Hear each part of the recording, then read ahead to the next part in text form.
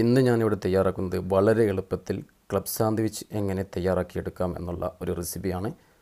വളരെ ടേസ്റ്റിയാണ്. എല്ലാവരും ഇത് ട്രൈ ചെയ്യണം. അത് എങ്ങനെ തയ്യാറാക്കിയെടുക്കുന്നുവെന്ന് നമുക്ക് നോക്കാം. ഇതിനായിട്ട് ഞാനിവിടെ 8 പീസ് ബ്രെഡാണ് എടുത്തിട്ടുള്ളത്. നമ്മളെ സാധാരണ ബേക്കറികളൊക്കെ കിട്ടുന്ന അതേ ബ്രെഡാണ്. ആ ബ്രെഡ് ആദ്യം നമുക്ക് ചൂടാക്കിയെടുക്കണം. 2 ഭാഗം ചൂടാക്കി ഒരു ഗോൾഡൻ കളർ ആകുമ്പോൾ അത് മാറ്റി വെക്കുക. അതിനുശേഷം ഞാൻ 2 ചെറിയ പീസ് ചിക്കൻ ഫ്രൈ ചെയ്തത്, ഫ്രൈ ചെയ്ത ചിക്കനോ അല്ലെങ്കിൽ ഗ്രില്ല് ചെയ്ത ചിക്കൻ ഏത് ചിക്കനും എടുക്കാം. ആ ചിക്കൻ ചെറിയ ചെറിയ പീസാക്കി കട്ട് ചെയ്ത് അതിൽ മയോനീസ് ചേർത്ത് മിക്സ് ചെയ്ത് വെക്കണം. അതിനുശേഷം ഇതിലേക്ക് വേണ്ട things lettuce, tomato, slice cheese, mayonnaise ഇത്രയും മതി. ഇതിൽ നേരത്തെ നമ്മൾ ബ്രെഡ് ചൂടാക്കി വെച്ചതുണ്ട്. അതിലേക്ക് ആദ്യം നമ്മൾ മയോനീസ് ചിക്കൻ ചേർത്തത്. ഇത് 2 സാൻഡ്വിച്ചാണ് ഞാൻ റെഡിയാക്കുന്നത്. ഒരു സാൻഡ്വിച്ചിൽ 4 പീസ് ബ്രെഡ് വരും. അപ്പോൾ ഒന്നിൽ ചിക്കന്, ഒന്നിൽ അതേപോലെ മയോനീസ്, ലെറ്റൂസ്, ടൊമാറ്റോ.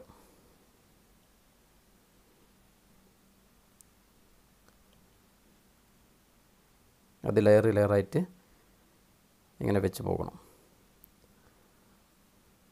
ഇനി അതേപോലെ അടുത്ത പീസിൽ ഇതേപോലെ മയോനീസ്, എഗ്ഗ്, സ്ലൈസ് ചീസ്, പിന്നെ മേലെ ഒരു പീസ് വേറെ വെച്ചിട്ട് അതിനെ ക്ലോസ് ചെയ്ത് സൈഡ് വശങ്ങളെല്ലാം കട്ട് ചെയ്ത് മാറ്റി അതിനെ 2 പീസാക്കി കട്ട് ചെയ്ത്, ഇത്രയും വളരെ എളുപ്പത്തിൽ ചെയ്യാവുന്ന ഒരു ഡിഷാണ്. അപ്പോൾ എല്ലാവരും ഇത് ട്രൈ ചെയ്യണം. നമ്മുടെ സാധാരണ ബ്രെഡാണ്. എളുപ്പത്തിൽ എങ്ങനെ നമുക്കിത് ചെയ്തെടുക്കാം എന്നുള്ള ഒരു റെസിപ്പിയാണ്. അപ്പോൾ എല്ലാവരും ഇത് ട്രൈ ചെയ്യണം. അതേപോലെ ഈ ചാനൽ സബ്സ്ക്രൈബ് ചെയ്യാൻ മറക്കരുത്. ഇതിനായിട്ട് ഞാൻ ഒരു എഗ്ഗ് എടുത്തിട്ടുള്ളൂ. ഒരു എഗ്ഗ് 2 പീസിൽ കൂടി ഒരു എഗ്ഗിൽ സാദാ എഗ്ഗ് ഫ്രൈ ചെയ്തെടുത്താൽ മതി. അതിലൊന്നും ചേർത്തിട്ടില്ല. സാൾട്ട് മാത്രമേ അതിൽ ചേർത്തിട്ടുള്ളൂ. വളരെ സിമ്പിളാണ്. അതിൻ്റെ 4 വശവും ചെറുതായിട്ട് ഒന്ന് സ്ലൈസായിട്ട് കട്ട് ചെയ്യുക എന്നുള്ളതാണ്.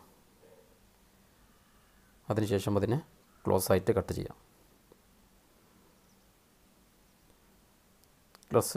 കട്ട് ചെയ്തതിന് ശേഷം വേണമെങ്കിൽ ഒരു ടൂത്ത് പിക്ക് അതിനോട് ജോയിൻറ്റ് ചെയ്യാവുന്നതാണ്.